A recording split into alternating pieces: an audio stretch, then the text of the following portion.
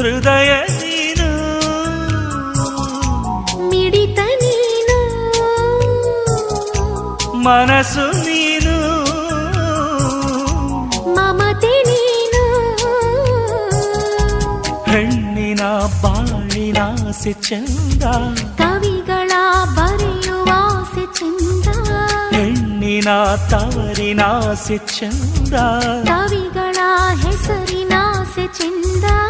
ಹೆಣ್ಣಿನ ಆಂತರ್ಯ ಒಗಟು ಎಂದರು